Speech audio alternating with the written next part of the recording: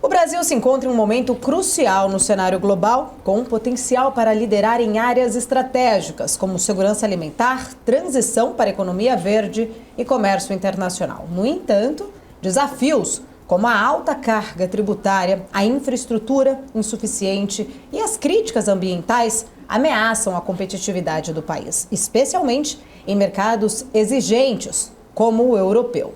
Diante de uma redistribuição demográfica global e de uma crescente demanda por alimentos e energia, o Brasil pode se posicionar como um parceiro indispensável. Mas como equilibrar um crescimento sustentável com pressões externas? Enquanto isso, questões como a falta de uma agenda estratégica com os Estados Unidos e a dependência da China reforçam uma urgência de uma política externa mais coesa. Será que estamos prontos para dar esse passo? A gente vai debater este tema no Strike de hoje, que estou aqui junto com Aloysio Falcão Filho, jornalista e também fundador do Money Report. Recebemos o economista, diplomata e ex-presidente do Banco do BRICS, Marcos Troirro. Muito obrigada pela presença de vocês. Prazer estar aqui com vocês. Obrigado, Paula. Obrigado, Aloysio. É uma alegria estar aqui. Obrigada. Aloysio, posso começar? Por favor, ladies first. Só para a gente entrar um pouco nesse tema, que eu queria falar mais contigo, Marcos. O agronegócio do Brasil sempre, foi visto aí como uma grande força quando a gente olha internamente, mas pensando globalmente também, principalmente por essa demanda crescente, inclusive, que a gente vê por alimentos, muito causado também pelo crescimento populacional, mudanças climáticas, mas entender na sua visão como que o Brasil, de fato, ele pode se consolidar, consolidar esta posição como um dos maiores exportadores de alimentos do mundo, enquanto responde também por pressões, por práticas ali mais sustentáveis. Paula, eu diria, que das competências que o Brasil tem, essa característica do Brasil como superpotência da produção de alimentos é um milagre razoavelmente recente. Porque se você pensar do ponto de vista histórico, até o final dos anos 70, começo dos anos 80, o Brasil era importador líquido de alimentos. Então alguma coisa aconteceu nesses últimos 40 e poucos anos, que transformou o Brasil num jogador menos importante para talvez o protagonista da segurança alimentar, da produção de alimentos no mundo. Se você quebrar a molécula, se você olhar o DNA desse milagre econômico, você vai perceber uma conjuntura internacional que se mostrou favorável ao Brasil. Você tem a ascensão econômica de países, de grande contingente populacional, as rendas crescendo. Naturalmente, as pessoas consomem mais, se alimentam mais, isso significa uma revolução calórica, significa também uma revolução nutricional, então você tem uma força externa que é importante. E você tem uma combinação de fatores aqui que criaram uma convergência exitosa, virtuosa. É o caso das pesquisas da Embrapa, é o caso do plantio de determinadas culturas no centro-oeste brasileiro, é o aumento da produtividade, levando em consideração as nossas características meteorológicas, climáticas, que permitem, por vezes, mais de uma safra por ano. Ou seja, tudo isso combinado, o montante de tecnologia que se passou a aplicar na produção de alimentos, na produção do agronegócio. Você sabe que eu de vez em quando brinco, que tem muita gente que diz o seguinte: puxa, mas o agronegócio só vende commodities, baixo valor agregado, tal. E eu de vez em quando brinco que numa época distante, num reino longínquo, uma bruxa má jogou um feitiço, num economista, e ele separou os setores econômicos entre primário, mineração, agricultura, secundário, industrial, manufatura, e o terciário, que é serviço. Agora falam até de um quaternário, que seria o de tecnologia. Uhum. Mas, na realidade, há um subsolo, há um rizoma, há um lençol freático debaixo disso tudo, chamado agregação de valor. Então, por vezes, você vai ter mais agregação de tecnologia num grão de soja, num grão de milho, do que num parafuso que está protegido por substituição de importações, que está pesadamente subsidiado, que não tem competitividade internacional. Então, tem muita agregação de valor também no campo do agronegócio brasileiro. E acho que você disse uma coisa muito correta, Eu tenho corrido muito o mundo, e é engraçado, porque você vai numa reunião sei lá, em Singapura, você está conversando, você tem o Fórum Econômico Mundial de Davos, né? Você está numa outra reunião, e essas duas palavras, né? Insegurança alimentar começam a aparecer em tudo que é lugar, né? Isso se tornou uma preocupação global. E no mundo você tem 4 grandes jogadores no esporte e produção de alimentos. Você tem a China, que é a maior produtora do mundo, só que tem, mais uma vez, rendas crescentes, bocas demais para alimentar, o que faz da China uma importadora líquida de alimentos. A China é um país que tem dificuldade no acesso a um insumo fundamental do agro, que é a água, né? O Stephen Kotkin, né, professor de Princeton, professor de Stanford, ele gosta de brincar que se um chinês médio tomar um copo a mais de água por dia, a zona desértica se aproxima da periferia de Pequim. Então, não tem água, né?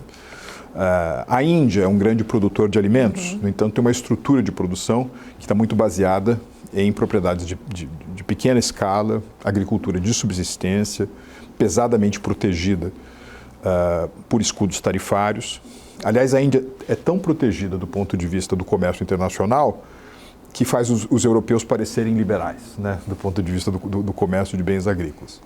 Quando eu era o chefe da área de comércio exterior do Brasil, no Ministério da Economia, eu tentava convencer os meus interlocutores indianos a abrir mais o mercado indiano, né, para os bens brasileiros, porque, entre outras coisas, isso ajudaria a diminuir o preço médio dos alimentos na Índia. Se você levar em consideração aquilo que nós poderíamos considerar uma cesta básica de alimentos na Índia, com a renda na Índia, a Índia tem proporcionalmente um dos alimentos mais caros do mundo, né? Eles também economizariam mais água se importassem mais do Brasil. E tem os Estados Unidos, óbvio, que é um grande produtor, tem algumas outras dificuldades, em certas culturas não tem a mesma capacidade de produção do Brasil. E aí tem o Brasil, que ainda tem um teto alto, eu diria que até um teto retrátil, né, para a produção de alimentos, de maneira sustentável. É verdade que você disse que o Brasil às vezes é muito criticado, né, em determinados mercados. Eu não quero aqui esconder nada, o Brasil tem muitas lições a fazer, né, tem muito a fazer do ponto de vista da melhoria das suas práticas sustentáveis, só que ele não fica, sabe, ninguém pode dar lição de moral do Brasil, né? Seja por conta da nossa matriz energética, seja por conta da incorporação de tecnologia, seja por conta do que os outros fazem. Aliás, eu acho que uma das grandes maneiras de caracterizar com precisão o agronegócio do Brasil é que o Brasil é um grande exportador de sustentabilidade. O Brasil exporta sustentabilidade, entre outras coisas, porque ele ajuda o mundo a economizar água. O Brasil tem as maiores reservas de água do mundo, tem um fenômeno espetacular chamado rios voadores, né, que permitem, graças aos nossos índices pluviométricos, uma certa circularidade, né, nesses insumos. E você sabe que recentemente nós tivemos a reunião do G20 no Brasil, né? Aparentemente se criou, né, uma aliança, né, para o combate à fome. A mais importante força no mundo de combate à fome, neste momento, chama-se agronegócio brasileiro. Já que você falou em escudos tarifários, Estados Unidos, China, Índia, Brasil, eu acho que a gente podia introduzir talvez um tema que é importantíssimo e deve ser a grande mudança de 2025, a posse de Donald Trump no seu segundo mandato. Isso vai mudar bastante todo o cenário, porque principalmente se espera um governo mais protecionista e tarifas sendo elevadas na China e em outros países também. A partir daí, como é que isso vai chegar até o Brasil, se a gente tem mais oportunidades ou mais desafios? Aloysio, nós todos viajamos de avião, né?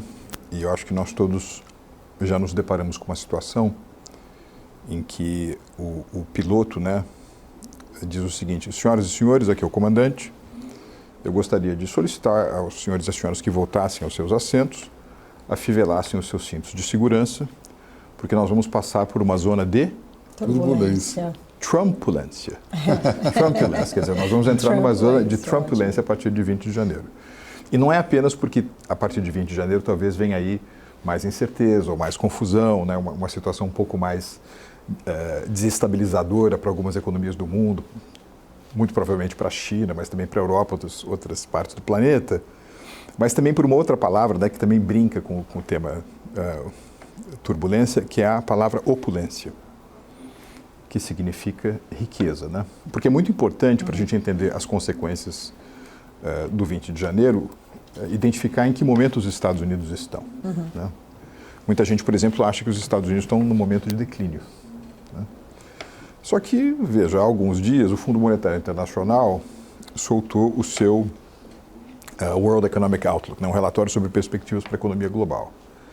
E os Estados Unidos aparecem se avizinhando, ao final de 2024, de uma economia de 28 trilhões de dólares. Né? Se você tirasse a mesma foto 8 anos atrás, né, você viu os Estados Unidos ainda crescendo, mas uma trajetória menos vertiginosa. Você tinha os chineses crescendo com tudo. Muita gente imaginava que até, eu próprio, né, achava que os chineses iam ultrapassar do ponto de vista do PIB nominal os Estados Unidos em 2030. Né? Do ponto de vista do PIB medido pela paridade do poder de compra, a China já é uma economia maior que a dos Estados Unidos. Mas mesmo no PIB nominal, que era só uma questão de mais 4 ou 5 anos, os chineses iam ultrapassar os Estados Unidos. Aparentemente isso não vai acontecer, a boca de jacaré se abriu de novo. Né? A China termina o ano com PIB de mais ou menos 18 trilhões, os americanos com PIB de 28 trilhões. Então a economia dos Estados Unidos está forte. E forte em várias dimensões. Por exemplo, deem uma olhada no mercado de ações. Né? Agora, em setembro, você tem esse fenômeno absolutamente estarrecedor, né, de que 3 empresas americanas, Apple, Microsoft e Nvidia, têm um market cap, né, uma valorização de mercado, superior a tudo aquilo que é negociado na Bolsa de Frankfurt. Né? E aqui eu não estou comentando cada uma dessas empresas individualmente consideradas. Perdão, cada uma dessas empresas individualmente consideradas tem um valor de mercado maior do que a Bolsa de Frankfurt. Então, é uma coisa muito impressionante. Renda per capita, né? Eu sempre gosto de mencionar que os britânicos, né, quando decidiram sair da União Europeia em 2016, eles imaginavam que ia subir uma ladeira de renda per capita. Se o Reino Unido hoje fosse um Estado americano, teria apenas o 51º maior PIB. Hoje os britânicos têm um PIB per capita, não, é menor do que o Mississippi. Então, se fosse o Estado, seria o 51º. Seria o 51º e último, sem dúvida alguma, sem dúvida alguma. Então, ou então, se você quiser comparar mesmo com quem está em Bruxelas, né, com a União Europeia, em 2008, quando você teve o derretimento do Lehman Brothers e o início da grande recessão, a renda per capita nos Estados Unidos e na zona do euro era basicamente a mesma. Hoje a renda per capita nos Estados Unidos é praticamente o dobro da renda per capita na zona do euro. Então, os Estados Unidos se tornaram um outlier, eles cresceram mais do que os outros maduros, mais do que os outros países avançados. Em muitos aspectos, a natureza desse crescimento parece até, né, do ponto de vista do seu vigor, o crescimento de um país emergente. Né? Então é nessa máquina que chega um novo piloto, né, do dia 20 anos. Uma economia muito forte. Uma economia que está praticamente em pleno emprego. Uma economia, é verdade, que tem dificuldade de encontrar acesso abundante de estoque de mão de obra. Do ponto de vista, digamos assim, da governança, né, dos Estados Unidos, ao contrário daquilo que aconteceu no dia 20 de janeiro de 2017, o presidente Trump assume a Casa Branca tendo maioria tanto no Senado dos Estados Unidos quanto na Câmara dos Deputados, né, a House of Representatives. Então ele supostamente terá mais facilidade, menos obstáculos para fazer avançar a sua agenda. Então, uma equipe que tem muito mais a ver com o jeito que ele pensa hoje do que aquela anterior. Eu acho que há elementos de continuidade e há um elemento que se fortaleceu nessa nova administração. Quer dizer, o que tem de fortalecimento, né? Como você bem reconhece, Aloysio, é a questão da lealdade. Né? Eu acho que houve vários membros, né, sêniores da equipe do Trump ao longo dos primeiros 4 anos com os quais ele se decepcionou. E agora ele está privilegiando muito lealdade, proximidade, né, de visão de mundo na escolha da equipe. Agora, tem algo que continua também, né, e eu acho que quem esteve em funções de governo durante algum momento, né, desse período percebeu isso, que essa presidência Trump tem uma palavra forte, que é a palavra transacional, né?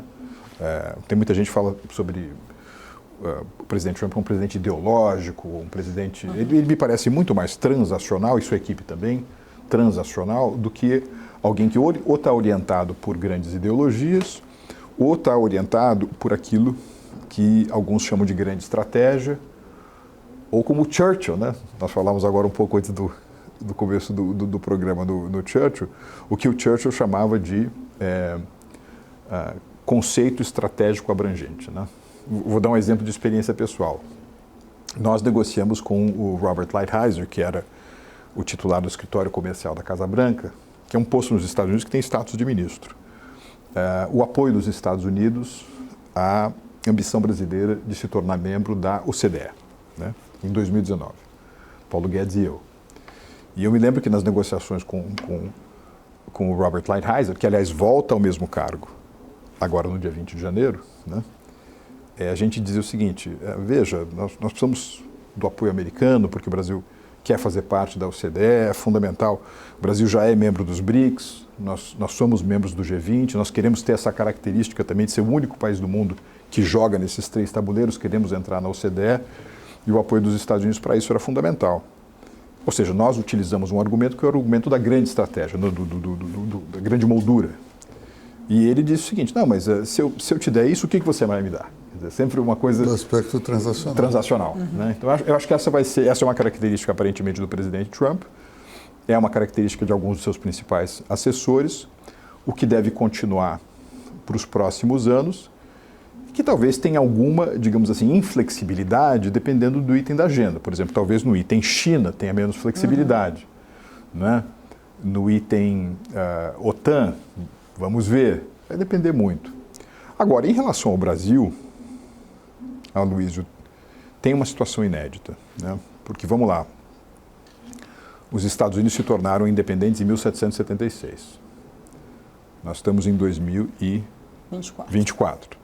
Portanto, nós estamos falando em 248 anos de Estados Unidos independentes.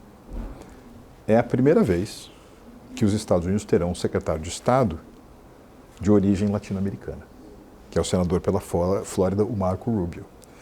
Então, ao contrário... Família cubana.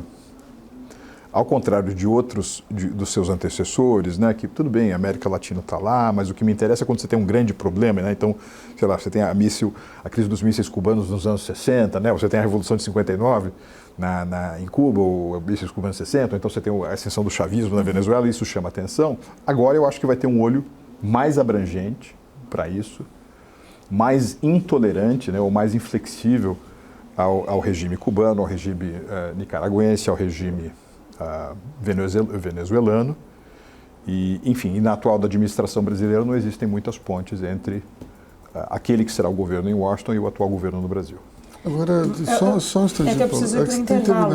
Não, a gente precisa ir para o intervalo. A gente guarda a pergunta para daqui a pouco, o nosso tempo aqui é curto. A gente vai para um rápido intervalo comercial. Você que está aqui acompanhando a nossa programação, continue com a gente. Voltamos em 2 minutos.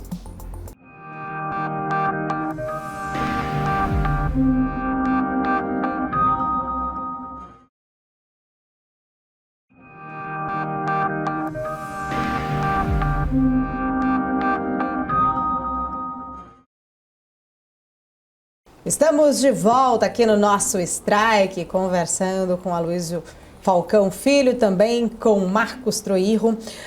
No bloco anterior, até o Aloysio, né, queria trazer aqui um tema para a gente completar a nossa conversa. Eu acho que, só vou pedir licença, Aloysio, para introduzir essa questão. Você falou até bastante ali em relação a essa, né, mudança, vamos dizer, no cenário político americano. E eu queria um pouco além, entender um pouco mais dessa relação de política externa dos Estados Unidos com outros países, principalmente quando a gente olha para os países que fazem parte do BRICS. Recentemente a gente até viu ali Donald Trump fazendo, né, uma ameaça no sentido que, né, se o BRICS ou os países ali dos BRICS insistirem na desdolarização ou tentar, né, criar ali uma nova moeda, ele aumentaria a taxação para 100% destes países. Estamos dentro do BRICS. Primeiro, entender na sua visão, né? Você que já esteve lá, por sinal, É factível pensar, é uma pauta realmente ali de trazer uma única moeda? Ou a gente está vendo muito mais ali uma questão de medir forças de quem fala mais alto, nesse sentido, ora, Estados Unidos ali, Donald Trump agora, com essa taxação, vindo aí com uma ideia de uma taxação de 100%. Como que você vê este cenário geopolítico e o impacto disso para o Brasil também? Paula, a criação de uma moeda é uma obra, é um desenho arquitetônico e uma obra de engenharia difícil. Né? Porque vejam que coisa curiosa. Em 1871, os Estados Unidos ultrapassaram a Inglaterra como a maior economia do mundo. Né? Agora, o dólar, para se tornar realmente a moeda de referência, né, talvez o principal instrumento de reserva monetário de diferentes tesouros, bancos centrais do mundo, né, ser utilizado como referência em contratos, etc., demorou muito tempo para acontecer. Né? Então, existe uma espécie de desconexão entre o momento em que uma economia passa a se tornar muito pujante e o momento em que a moeda daquele país se torna a principal referência das relações financeiras internacionais. Esse é o primeiro ponto. Segundo ponto, vamos dar uma olhada naquilo que aconteceu com o euro. Né? Pouca gente se lembra, né? Talvez eu e o Aloysio aqui se lembrássemos do Benelux. Lembra do Benelux? Ou seja, é um acordo entre Países Baixos e Bélgica, Holanda e países e Luxemburgo. Fizeram ali um primeiro exercício de liberalização comercial, aí depois você tem a comunidade do carvão e do aço, aí depois você tem um mercado como o europeu, depois a comunidade econômica europeia. Aí você começa o ensaio de criação de uma coordenação de política macroeconômica e lá para frente você vai projetar 1999 o início de circulação de uma moeda comum que é regida por um banco central comum, que é o Banco Central Europeu. Então veja, é um processo longo, né? Então, nesse momento, eu acho que os BRICS não têm as condições específicas da criação de uma moeda comum, né? Porque se isso acontecesse, por um lado, ela teria que refletir também o peso relativo de cada uma das economias que compõem esse conjunto de países, né? Ou seja, você teria que ter uma proporcionalidade maior de contribuição, ou seja, a projeção da força da economia chinesa preponderaria. Eu acho que isso não é muito palatável para os indianos, tá certo? A moeda chinesa também, ela tem restrições para sua conversibilidade. Os próprios chineses têm exportações de 3,3 trilhões de dólares ao ano, têm reservas cambiais ao norte de 3 trilhões de dólares. Então, mesmo para eles, eu acho que tem uma certa dificuldade. Então, eu não entendi bem por que o presidente Trump deu uma ênfase tão grande nessa comunicação via a rede X. É um processo difícil, que eu acho que é mais fácil você falar, né, do ponto de vista retórico, nessas reuniões nessas reuniões internacionais, do que algo que venha aterrissar concretamente no mundo financeiro. Né? Eu acho que, quer se goste ou não, o dólar continuará como principal referência, né, da economia internacional ainda por bastante tempo. Agora, dentro desse cenário todo aí, a gente tem muita gente achando que a Índia pode ser beneficiada por uma sobretaxação da China. Mas, por outro lado, o Brasil já está recebendo mais investimentos do que a própria Índia. Como é que a gente fica nessa concorrência? O que eu acho que é correto, Aloysio, é que existe nesse momento no mundo uma espécie de redesenho de um fenômeno que marcou muito essa fase de globalização profunda, que são as cadeias globais de valor. Tem gente que usa a expressão em inglês Global Supply Chains, que literalmente significa cadeias globais de suprimento, mas é um fenômeno que vai para além da ótica da oferta, vale também para a demanda, vale também para pesquisa e desenvolvimento, vale para centro de liquidez. E é claro, se é correto dizer que nos últimos 30, 40 anos houve uma hipertrofia da concentração desses capitais produtivos manufatureiros numa jurisdição chinesa, é verdade também que hoje há uma espécie de diáspora, né, que é um pouco relacionada a tarifas que outras economias impõem à China, mas que tem muito que ver também com a própria evolução da economia chinesa. Né? Por exemplo, Durante muito tempo se dizia que a China era um país de baixo custo. Não é mais. Né? Se você pegar a força, enfim, o tamanho que os salários, né, ocupam na economia chinesa, eles estão abocanhando, né, um pedaço muito maior do que acompanhavam há pouco tempo atrás. Aliás, é muito curioso, Paulo, se você pegar a ascensão da economia chinesa de 1978, que é o ano em que Deng Xiaoping começa aquele processo, né, enriquecer é glorioso, não interessa a cor do gato desde que ele pegue o rato. De 78 até 2012, 2013, que é o ano da chegada do Xi Jinping ao poder, a curva ascendente do crescimento econômico chinês é mais íngreme do que a curva ascendente dos salários como porção da economia chinesa. E de 2012 a 2013 para cá, isso se inverte, ou seja, os salários na China crescem mais do que a economia chinesa. O que faz parte também de um processo de sintonia fina de reconverter um pouco o modelo econômico chinês. Exatamente. Aloysio, em 2006, se você somasse tudo aquilo que a China exporta com tudo aquilo que a China importa, dava 67% do PIB chinês. Se você fizer a mesma conta hoje, dá 35%. Né? Então, apesar de nominalmente a China ser mais poderosa hoje do ponto de vista do comércio internacional, o comércio internacional com proporção do PIB chinês diminuiu. Então, como ficou mais caro, e você tem muitos setores ainda de manufatura, em que a remuneração relativa da força de trabalho é fator determinante para a lucratividade final, essas empresas estão indo para Myanmar, para o Vietnã, para Bangladesh. Aliás, o país asiático que mais cresce no mundo hoje não é a China, nem a Indonésia e nem a Índia, é Bangladesh, indústria têxtil. Se você olhar, por exemplo, essas famílias da marca Zara, né, tem muita coisa que é produzida lá em Bangladesh. Muita gente tem coisa de Bangladesh, Gap, todo mundo produzido em Bangladesh. E muito disso está indo para a Índia. Por quê? Porque a Índia tem o tamanho populacional, tamanho territorial, tem uma classe gerencial de altíssimo nível, né, como nós sabemos, inclusive nas empresas de tecnologia. Tecnologia, principalmente. Então, tem uma parte disso que está indo para a Índia. Eu acho que no balanço de investimento estrangeiro direto, o Brasil ainda está recebendo mais investimento estrangeiro direto do que a Índia, por conta também do que a Paula levantou no começo, ou seja, a necessidade de você garantir mais segurança alimentar para o mundo, mais segurança energética.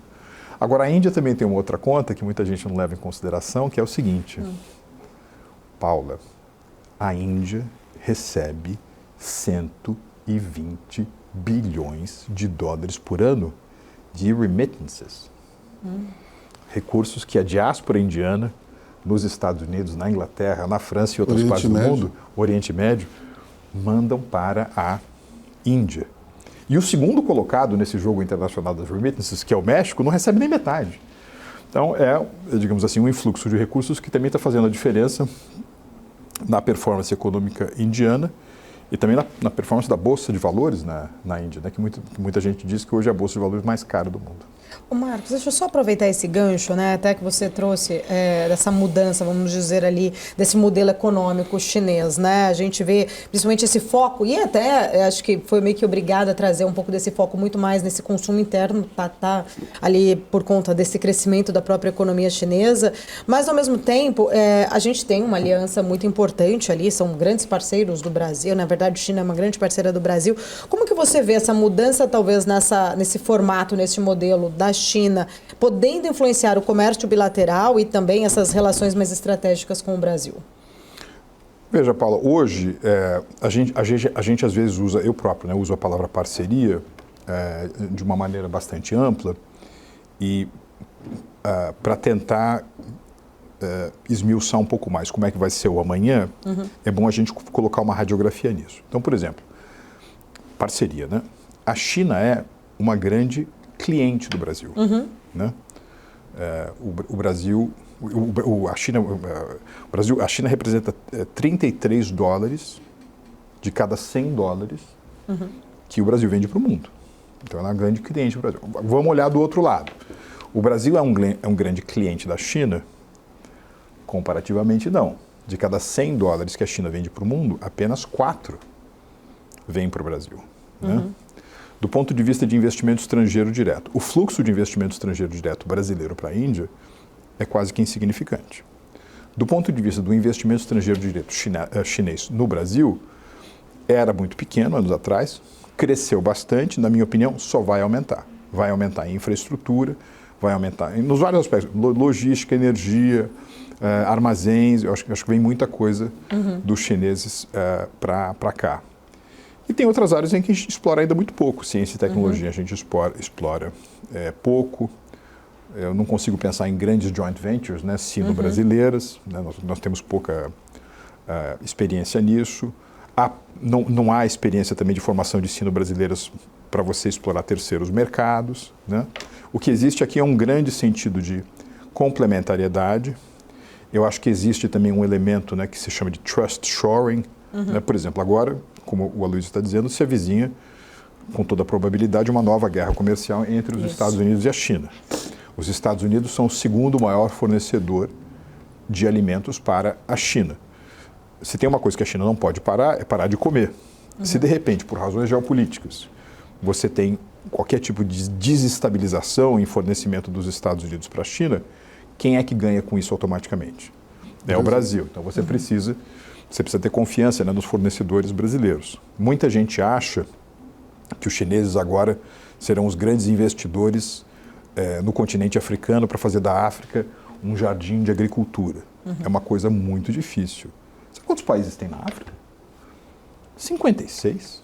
Né? E com as suas divisões tribais, jurisdições diferentes, é muito difícil para você ter a escala, a experiência e a competência que o Brasil acumulou nesses anos. Então o Brasil está, de fato, numa posição muito especial em relação aos chineses. Só para complementar, mas a gente sabe, no passado a China, ela consegue, né, de certa forma, equilibrar preço, principalmente com estoques ali, com algumas estratégias dessas commodities, né? Como que você vê, no fato, o Brasil, por mais que seja muito benéfica essa relação, mas ficar realmente ali, como você muito bem colocou, né, 1/3 praticamente do que a gente vende para a China, ficar exatamente com uma estratégia muito dependente de um único país que, ora, pode mudar o seu modelo econômico e segurar, de repente, a inflação, fazer preço e a gente ter talvez essa dependência muito direta com o nosso resultado, né, com a nossa balança, com a nossa moeda em relação a isso.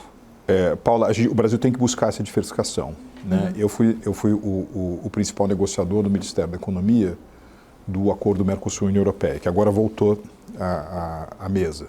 Nós tínhamos concluído em 2019, depois houve uma série de acidentes, inclusive a eleição do Alberto Fernandes na Argentina, teve o ciclo político na Europa e tal. Então é importante a gente diversificar, aumentar o nosso comércio com a Europa, aumentar o nosso comércio com a América do Norte. Veja o momento exuberante da economia dos Estados Unidos. Aumentar o nosso comércio com os outros países asiáticos. Só que veja, a economia chinesa hoje ela é mais ou menos 4 vezes maior, 4 vezes e meia maior do que a economia da Índia.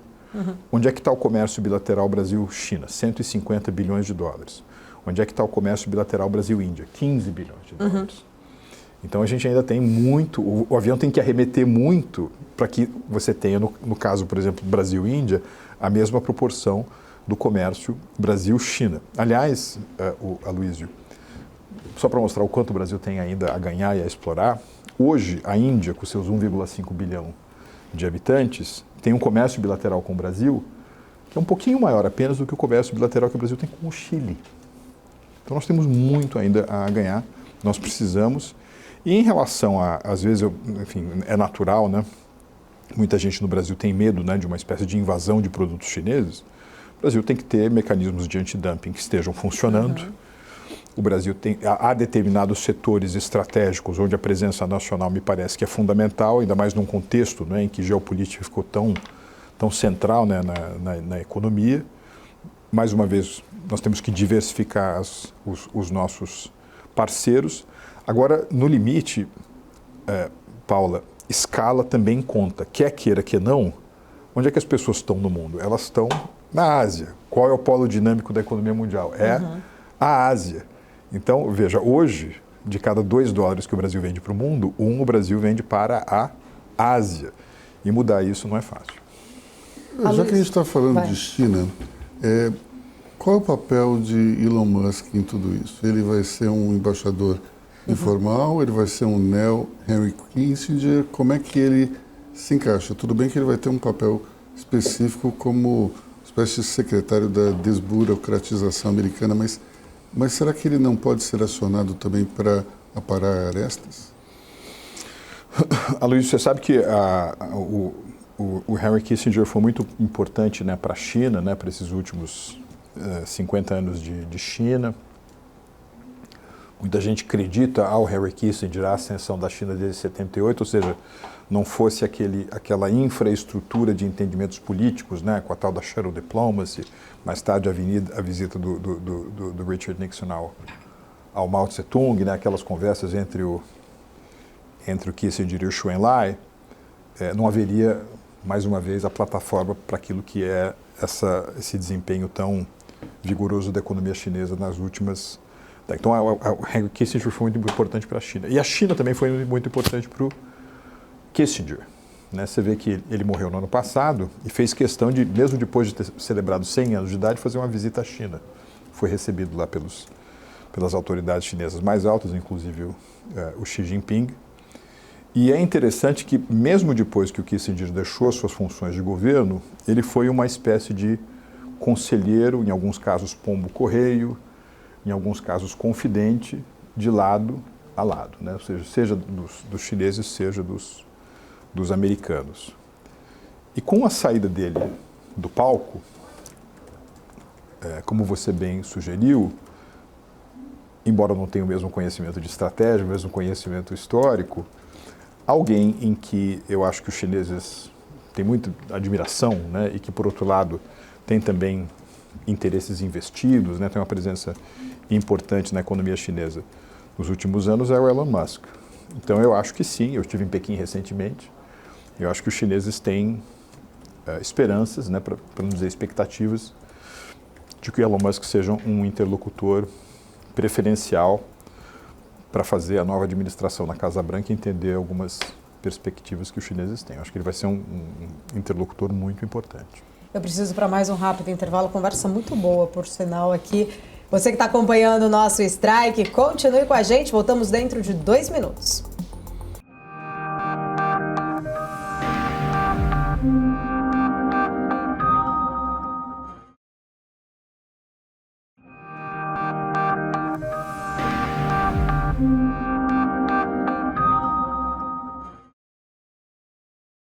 De volta aqui no nosso Strike, conversando com Marcos Troirro. Papo muito interessante. Aloysio, fica à vontade agora para suas perguntas também. Marcos, a gente tem uma situação muito interessante aqui no Brasil, que é uma espécie de economia bipolar. De um lado, você tem indicadores que mostram uma atividade aquecida, desemprego em baixa, ao mesmo tempo uma inflação pressionada por demanda. Agora, outros setores em uma situação complicada e, ao mesmo tempo, uma preocupação fiscal bastante pungente. Então, como é que a gente explica essa situação na qual começamos o ano com uma previsão de PIB aí de crescimento em torno de 1,8, 1,9, agora a gente já está em 3,2. O que explica esse crescimento e, ao mesmo tempo, o que esperar do ano que vem? Aloysio, sabe aquela situação em que você está com uns 4 ou 5 amigos, né, e se quer tirar uma foto de todo mundo, e aí você coloca a sua câmera, né, ou o seu telefone celular numa determinada posição, e você aperta um botão, porque você sabe que vai demorar uns 10, 15 segundos, né, para bater a foto, para você se junta ao grupo para tirar foto. Né? Com a economia também é assim. A economia é uma atividade intertemporal. Né? Aquilo que você faz hoje pode repercutir daqui a 1 ano, 2 anos, 3 anos, 4 anos, 5 anos. Isso vale tanto para fundamentos, isso vale tanto para a estrutura da economia, por isso que se fala, por vezes, em reforma estrutural. E onde talvez isso não funcione tão bem, ou melhor, funciona para o bem, mas também para o mal, é na formação de expectativas. Né? Então, vamos lá. O que explica um pouco a economia do Brasil hoje? Né? Olha, do segundo semestre de 2016 até dezembro de 2022, portanto nós estamos falando aqui em 7 anos e meio, né? O Brasil viveu um período importante de modernização estrutural. Né? Aliás, tem um conhecido analista político, né? Conhece muito o Brasil, de uma dessas consultorias aí, das mais respeitadas, né? de análise geopolítica, e eu me lembro de uma entrevista que ele deu na televisão em 2019, em que ele argumentava que o Brasil era, naquele momento, o país dentre as economias emergentes onde se realizava o mais intenso, o mais robusto processo de reformas modernizantes. Então, vamos lá. Reforma trabalhista, reforma da Previdência,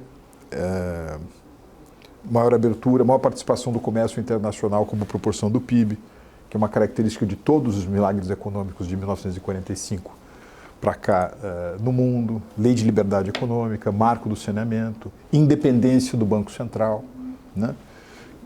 Quer dizer, acho que muitos dos nossos telespectadores aqui talvez se lembrem do Douglas C. North, né?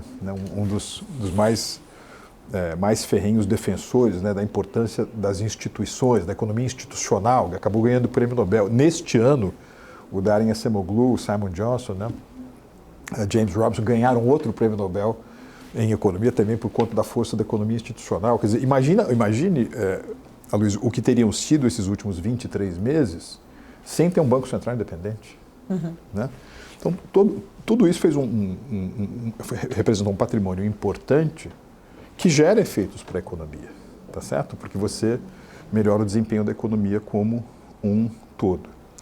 Você também teve uma filosofia, particularmente durante o período da gestão do ministro Paulo Guedes e do então ministro Tarcísio, de correr atrás, né, do atraso brasileiro infraestrutural, sobretudo por meio do investimento infraestrutural, numa estratégia chamada de crowding in, né? Ou seja, você libera determinados setores, privatiza, concede, facilita a chegada do investidor estrangeiro e a chegada de um ou dois facilita a chegada de vários. E essa é uma das razões pelas quais, nesse período, você teve uma encomenda tão grande, né, de investimentos para o setor de infraestrutura no Brasil.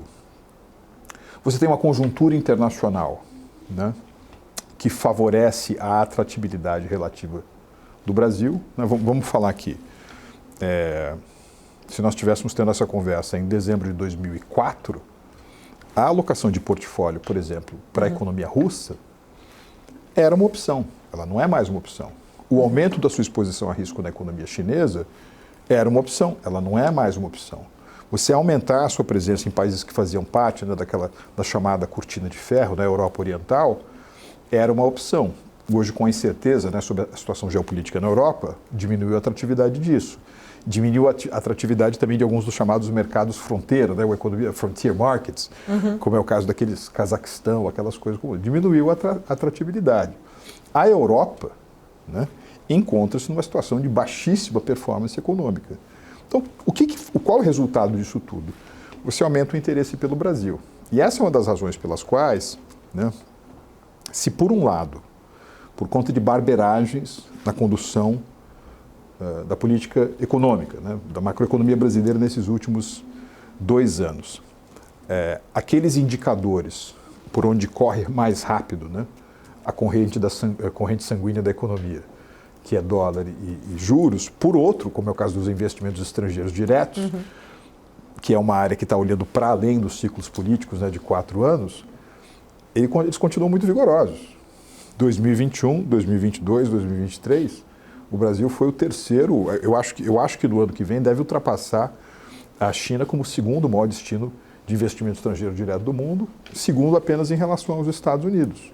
E tem outra, é por conta das reformas que se fizeram, mas é por conta também dessa estrutura que a Paula estava mencionando, né? Tem muita insegurança energética, tem muita insegurança alimentar, e isso faz do Brasil um imã para a parte importante desses investimentos. Quer dizer, está ruim, mas está bom porque os outros estão pior, é isso?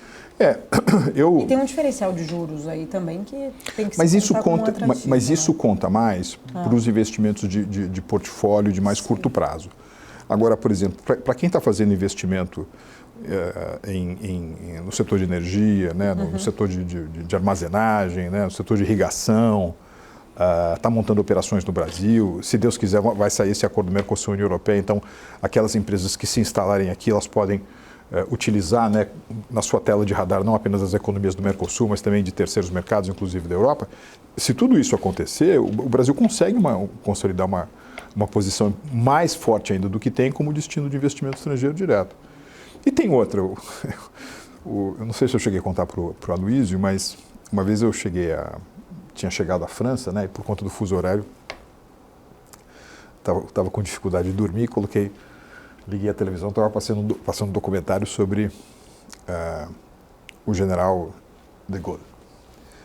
E a fonte do documentário era o próprio filho do de Gaulle, que era muito parecido com ele fisicamente, né? Sujeito alto, aqueles braços compridos e tal. E aí o sujeito perguntava para o filho do de Gaulle, qual que era a frase favorita do seu pai? Aí ele dizia, a frase favorita do papai era uma frase do Talleyrand. Era mais ou menos o seguinte, quando eu me olho no espelho, eu me assusto. Agora, quando eu me comparo com os outros, eu relaxo, né? Esse é o Brasil. Veja, tudo bem, o Brasil tem uma série de desafios, eles são gravíssimos, mas, enfim, a Índia tem os seus problemas, a Rússia tem os seus problemas, né? O México tem os seus problemas, a Argentina tem os seus problemas, os outros também têm muitas dificuldades. A imagem que eu tenho gostado de usar, Paula, é que quando o Aloysio e eu éramos meninos, né, ou adolescentes, a gente gostava de jogar um jogo chamado War. Né? Eu gostava do Vladivostok. Vladivostok, Labrador, né? A gente descobriu que esses lugares existiam por causa do War.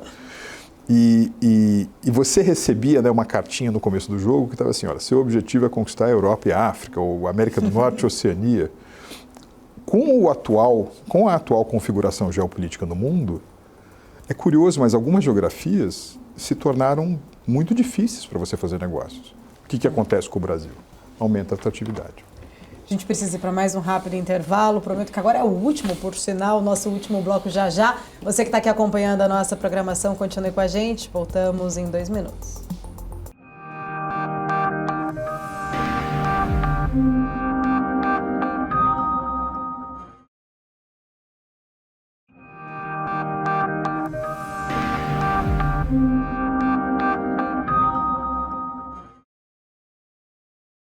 De volta aqui no nosso Strike.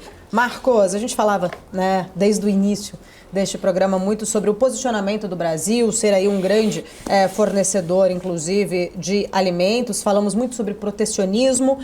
E recentemente a gente teve um episódio ali marcado pelo protecionismo da França, até mesmo, né, do Carrefour, e que a gente viu ali uma reação por parte do nosso agro, que acabou fazendo com que então o CEO viesse pedir desculpas e restabelecer a compra das nossas carnes.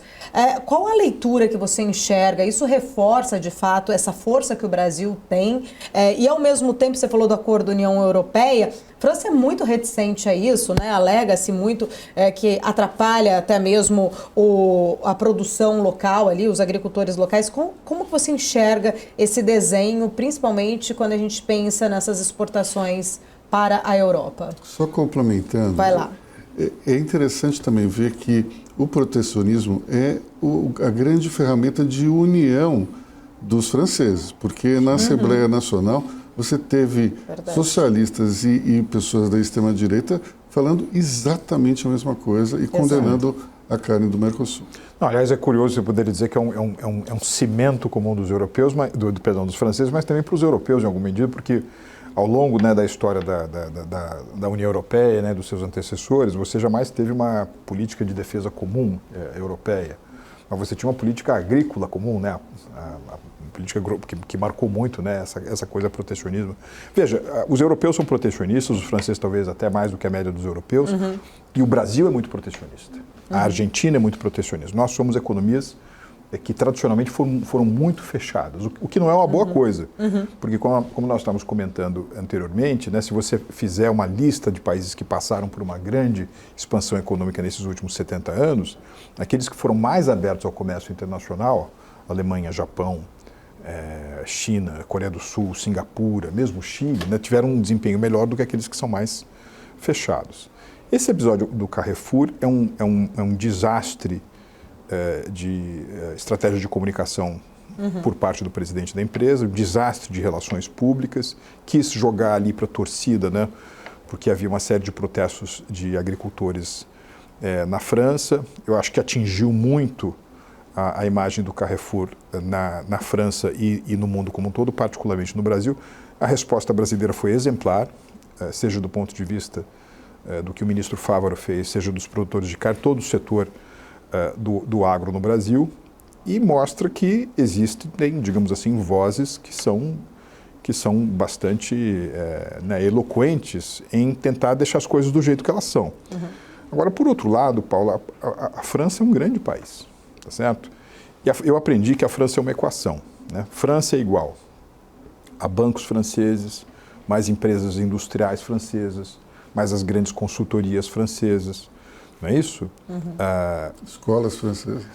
Algumas das escolas francesas, né? O INSEAD, por exemplo, é uma escola extraordinária, menos, né, agricultura de shopping center, né, ecologistas às margens do Sena, uma parte da inteligência francesa, agricultores, né, que são pesadamente subsidiados. Eu me lembro, por exemplo, né, que um grande embaixador brasileiro, né, o Jório Dalstri, dizia que nos anos 90 era mais barato, né, para um francês colocar uma vaca na classe executiva da Air France e levar para Paris do que subsidiar a vaca na França. Mas eu torço para que esse tenha sido um episódio, assim, sabe, do tipo antes e depois, né? Sem dúvida, quer dizer, não apenas ele não é representativo, mas é um antes e depois. Acho que todo mundo vai aprender com esse erro que o presidente do Carrefour realizou. Preciso encerrar, papo maravilhoso. Já fica o convite para voltar em outras oportunidades. Aloysio, versão 2 do nosso Strike em breve. Obrigada, Marcos. Obrigado, Paulo. Obrigada, Aloysio. Obrigado a você. Obrigada a você também que está aqui acompanhando a nossa programação da BMC News. Continue com a gente. O Strike volta semana que vem. Tchau, tchau.